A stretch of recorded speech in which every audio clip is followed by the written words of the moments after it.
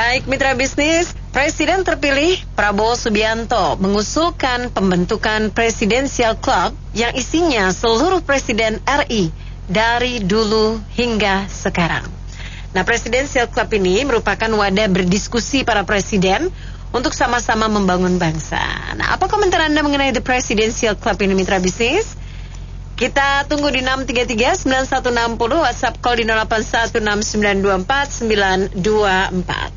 Wadah ini inspiratif ya, saya pikir bisa untuk menukar pikiran ya. Jadi pendahulu-pendahulu sebelumnya yang masih hidup ya, untuk bisa bergabung. Saya kira bagus kalau menurut saya, dengan kacamata yang baik. Yang penting semua yang dituangkan dalam bentuk pemikiran itu adalah hal-hal yang positif ya, untuk membangun bangsa dan negara ke depannya. Jadi kalau pendahulu sebelumnya ada kekurangan dilengkapi dengan yang sekarang, saya kira itu bagus sih menurut Pak Prabowo, menurut saya ya. Jadi artinya perlu ditanggapi secara positif ya. Jangan sebentar langsung disomasi, sebentar disomasi. Ini kan untuk ke depannya supaya membawa Indonesia ke arah yang lebih baik. Saya kira demikian, itu aja. Terima kasih. Ini menurut saya satu ide ataupun terobosan dari konsep Pak Prabowo. Saya acungkan jempol ya. Kenapa? Karena zaman sekarang memang kita harus lebih kritis ya. Dan Pak Prabowo sebagai presiden terpilih, nantinya dia tetap mengundang mantan-mantan presidennya untuk ikut urun rembuk ya. Urun rembuk ya, tidak hanya kadang satu gagasan itu bisa bagus, bisa nggak terlalu bagus, bisa juga belum saatnya dipakai, tetapi itu satu diskusi terbuka dan ini informal ya sifatnya ya, dan penuh dengan kesilaturahmian ya. Nah, kalau kita lihat itu mantan presiden yang masih hidup ini kan cuma tinggal 3 ya kan, Pak SBY, Bu Mega, dan Pak Jokowi ya. Nah, saya melihat kita tahu lah bahwa Pak Jokowi bilang setelah saya tidak jadi presiden saya akan terus cawi-cawi. Nah, ini pembuktian gitu loh, wadah ini, dan saya yakin Pak Jokowi penuh gagasan ya, dan kita undang lah ya, Pak Prabowo undang ya. Nah, dan yang 2 ini lagi, 2 mantan presiden, Pak SBY dan Bu Mega, monggo silakan gitu loh. Apalagi dua mantan presiden ini kan pemimpin partai yang notabene punya kursi yang cukup besar di parlemen, punya konstituen yang besar gitu loh. Coba dong tampil pemimpinnya ini gitu loh, sehingga tidak diam di kamar ataupun diam di tempat, dan apalagi baperan itu jangan kayak gitu lagi gitu. Dan saatnya mantan pemimpin kita ini sesekali ya tampil gitu, dengan penuh gagasan apa gitu, sehingga itu juga resep menurut saya, resep awet muda gitu loh, nggak cepat pikun gitu ya kalau menurut saya. Dan sayangnya sekali almarhum Pak Habibie ya, sudah meninggal ya. Saya yakin kalau dia masih hidup bagus gitu. Nah, terus Presidential Club ini artinya kan informal. Dari sisi biaya kan nggak perlu lagi ada honor gitu loh, dan memang nggak perlu loh kayak yang kemarin itu jadi Dewan Pembina Pancasila apa jadi keluar lagi dana gitu loh. Dan karena kan mantan presiden juga hidupnya udah ditanggung sama negara seumur itu gitu. Satu yang sangat bagus. Ya. Saya dengar Amerika pun seperti itu. Meskipun presidennya ada yang Demokrat, ada yang dari Republik.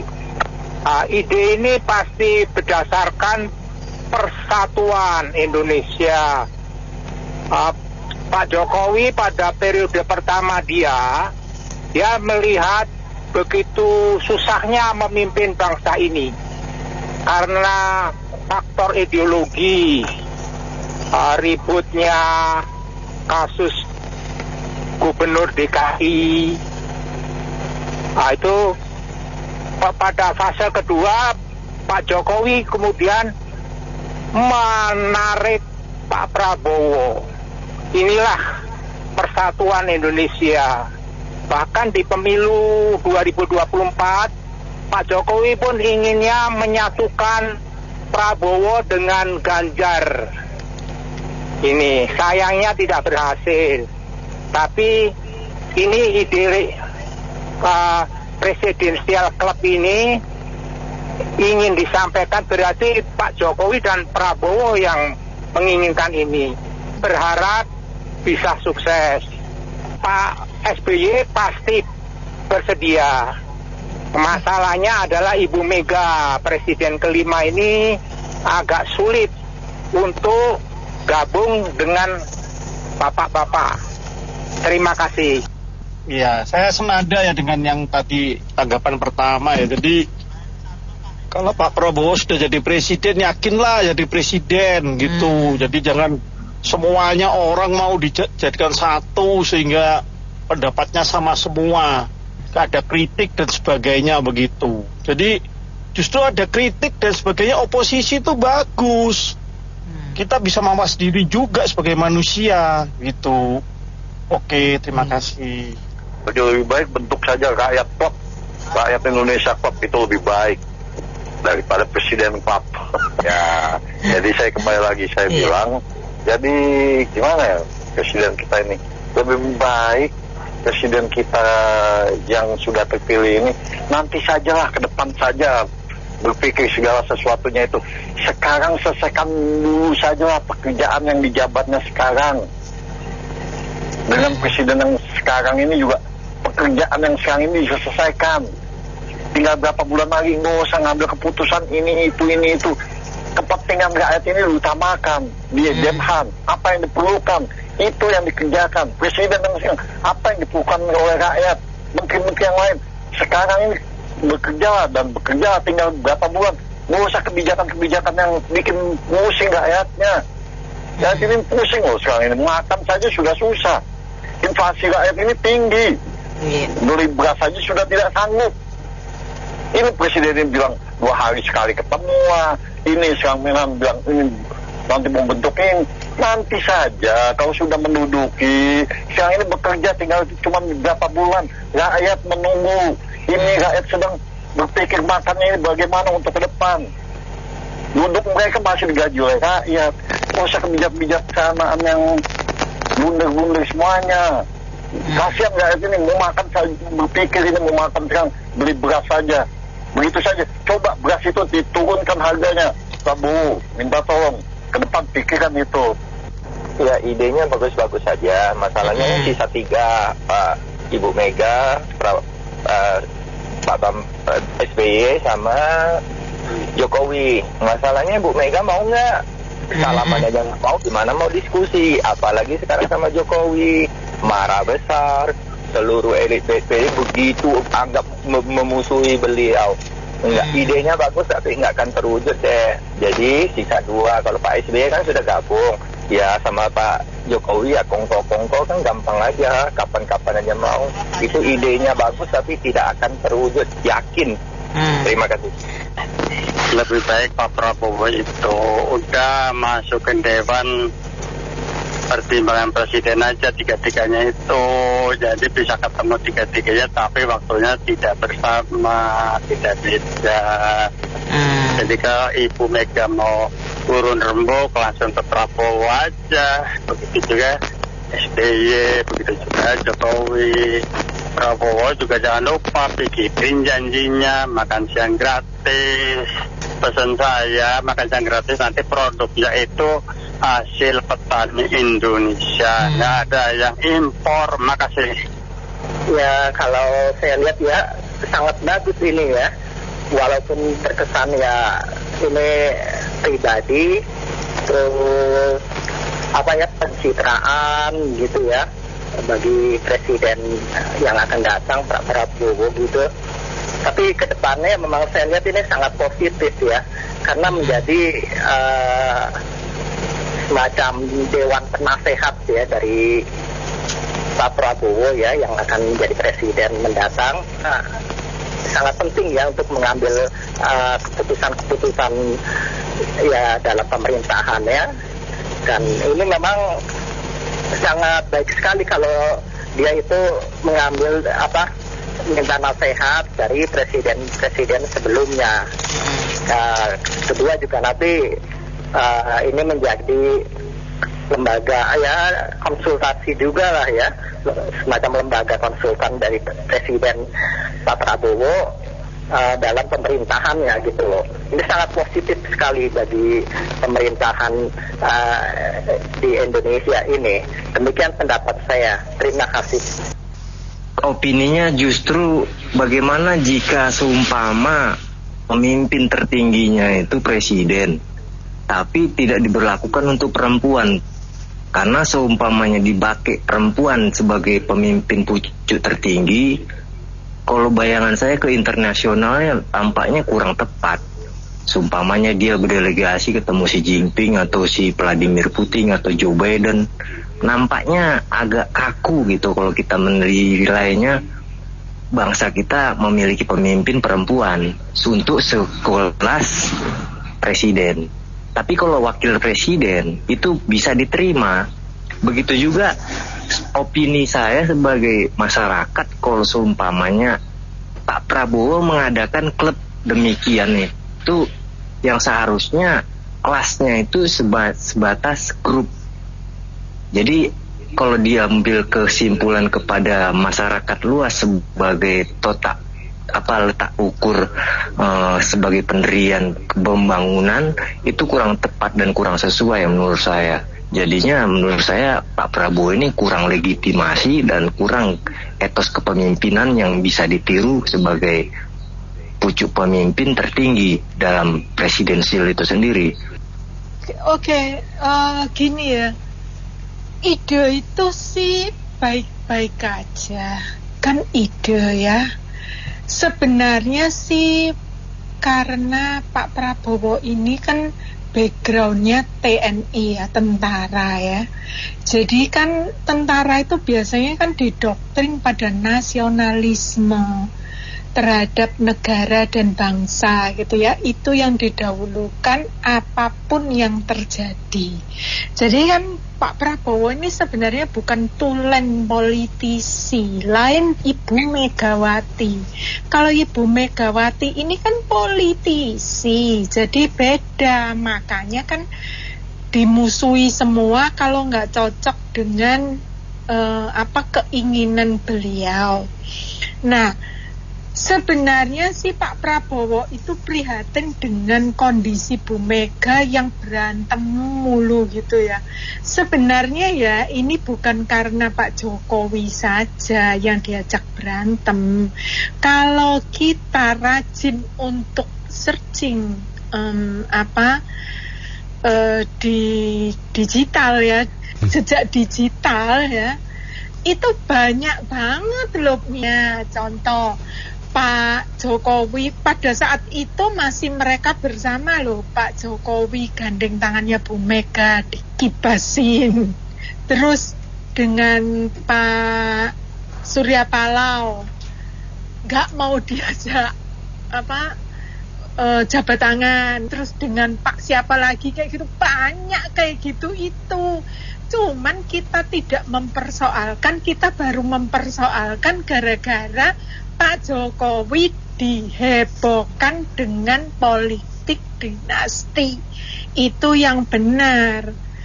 Jadi kalau saya sih maklum ide ini, saya maklum. Tapi jujur saya nggak setuju. Kenapa tahu saya nggak setuju? Karena ex-presiden kita masih kelasnya masih politisi, bukan negarawan. Jangan marah. Terima kasih. Saya menilainya dari dua sisi ya. Satu sisi eksplisit atau yang tersurat. Yang tersurat beliau ingin menggabungkan seluruh presiden yang pernah ada. Presiden yang pernah ada itu di Indonesia ada 7 kan. Yang 4 sudah almarhum, dari mulai Bung Karno, Pak Harto, Pak Habibie, dan Gus Dur. Yang masih ada 3, Bu Mega, SBY, dan Pak Jokowi. Jadi secara eksplisit opininya seperti itu. Ya, semua memberikan apresiasi bagus gitu, membangun soliditas para pemimpin gitu kan. Walaupun nuansanya terlalu elitis gitu ya. Tapi secara implisit, nah di sini yang saya mau kritisi. Jadi seluruh presiden dari Bung Karno terus Pak Harto, nah stop di sini dulu ya. Karena Pak Habibie dan Gus Dur termasuk Ibu Mega itu presiden yang singkat berkuasanya. Tapi dua yang pertama tadi, Bung Karno 20 tahun, Pak Harto 32 tahun. Jadi ini kira-kira ada semacam apa ya, intervensi atau himbauan atau tuntutan dari keluarga cendana supaya Pak Prabowo mengakomodir lah, memperhatikan kepentingan Orde Baru. Ini yang menurut saya, wah ini gawat ini. Artinya keluarga cendana itu berusaha sedapat mungkin asetnya itu diamankan, ke sana arahnya secara implisit begitu, secara tersirat. Jadi saya kurang sepakat dengan pendapatnya Pak Prabowo. Cobalah fokus kepada kepentingan masyarakat, itulah demokrasi, demos kratos.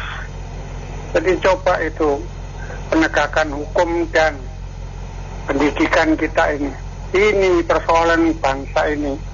Yang paling ekstrem lagi adalah masalah kesejahteraan. Coba itu Abraham Samad dan Pak Mahfud MD itu pernah beropini itu, kalau tambang kita dikelola dengan baik dan benar, per kapita rakyat kita akan mempunyai penghasilan 20 juta per bulan minimal. 10 juta ke sana harusnya. Jadi kalau yang wacana-wacana begini, ya ini apa ya, elitis lah, mau merangkul semua presiden. Nah, itu bukan kepentingan masyarakat, nggak ada kepentingan masyarakat di situ, penuansa elitis. Itu aja dari saya, terima kasih. Negeri ini udah cukup subur, rakyat pinter ada, yang nggak pinter banyak, benar nggak? Saya bukan jelekin. Itu kunci kan, nanti saat terima kan bulan Oktober kan. Nah itu seperti perusahaan tau nggak? Kita beri saham. Dia kalau nggak pinter ya nggak bisa ini. Kalau dia pinter kan berkembang. Itu kunci itu semua tergantung di Prabowo. Mau dia gabung ke koalisi ke apa ke. Ini kunci soal dia kan punya wewenang yang penuh. Nah dia kalau nggak bisa ya begitu-gitu aja dah. Presidennya biasa. Kalau dia hebat kan meninggalkan nama yang harum buat bangsa ini. Terus semua rakyat kan mengharapkan ada perubahan. Nah gitu dah. Kalau nggak bisa ya sama aja Sami Mawon. Prabowo ini kurang pede. Karena dia mengajak-ajak diskusi begitu kurang pede dia tidak bisa mengambil kebijakan sendiri. Itu aja. Terima kasih. Iya, menurut saya ini kan seperti demokrasi yang melibatkan mantan-mantan dari zaman dulu, dan itu memang kemungkinan akan menciptakan masukan-masukan, dan kemungkinan ini juga akan menambah citra hubungan baik antara calon presiden sekarang dan presiden yang kemarin-kemarin. Jadi ini bagian dari kemungkinan ya demokrasi yang kemungkinan drama Indonesia itu yang sering saya kemukakan itu, tidak ada oposisi sebetulnya, mantan presiden atau presiden dan pengikutnya itu berteman semuanya dari awal, kemungkinan seperti itu. Ya, kita itu rata-rata hanya bisa komplain, hanya bisa mencari kesalahan dan kritik-kritik, ya biarkanlah presiden yang terpilih ini ya bekerja untuk rakyat. Nanti juga akan kita kelihatan baik buruknya kan kita belum lihat. Yang ada kita cuma menghabiskan waktu kritik. Kapan kita bisa membangun bangsa dan negara kita? Ya itu aja. Terima kasih. Kalau pendapat saya sih itu nggak penting ya kumpul-kumpulin mantan presiden. Yang penting itu Prabowo itu ngumpulin ekonomi menengah bawah, dikumpulin peternak sapi dikumpulin bapak-bapak ini nanti butuh susu banyak, disiapin dari sekarang. Dan nanti pemerintah yang beli susu-susunya, jadi peternak untung, UKM untung, petani untung, pengusahanya untung. Ini negara Indonesia untuk semua. Kalau ngumpulin orang kaya buat apaan, ya nggak? Itu kalau tanpa dibina itu udah pinter dia. Makasih. Itulah kalau wakil presidennya seperti duduknya gitu. Jadi mungkin sulit diajak untuk diskusi. Tapi menurut saya PDIP tetap sebagai oposisi saja, jangan ikut gelap-gelap gitu. Makasih. Iya, menurut saya itu sangat baik sekali ya. Ide Pak Prabowo itu membuat klub presiden itu sangat baik sekali. Karena untuk menjalin silaturahmi, kan pemerintahan ini kita perlu mendengar pengalaman-pengalaman presiden sebelumnya. Dan apa yang dihadapi ke depan ini sangat besar sekali. Jadi kita perlu mendengar masukan-masukan dari presiden. Kalau lebih banyak orang berpikir, tentu hasilnya lebih baik. Kita berpikir lebih baik. Saya sangat senang sekali dengan ide seperti ini. Menurut saya itu adalah ide yang bagus untuk menyatukan semua komponen bangsa. Karena ini kan pemilu udah selesai dan sekarang kan kita tinggal rakyat ini bagaimana pembangunan dan lain-lainnya. Nah, ide yang bagus ini supaya semua presiden juga bersatu dan untuk memajukan bangsa. Baguslah untuk idenya itu, brilian. Presiden klub ya untuk sesaat sih boleh-boleh saja lah. Apalagi dari 2014 kan dolar kita ini selalu melesat terus. Menurut saya sangat-sangat tidak perlu, tidak penting, tidak perlu, malahan bisa disalahgunakan. Kenapa tidak penting, tidak perlu? Telepon WhatsApp nggak bayar, telepon juga murah. Kenapa mesti seperti itu? Nah, bisa disalahgunakan antar pesaing, antar partai nanti. Ya kan? Jadi nggak perlu sekali, sangat tidak perlu, tidak penting. Ya, terima kasih. Begini, kalau untuk kebaikan bangsa is okay. Tetapi kalau pertemuan ex-presiden dan presiden yang terpilih, kalau untuk menutupi satu sama lain, menutupi korupsi mereka, saya pikir nggak usah lah.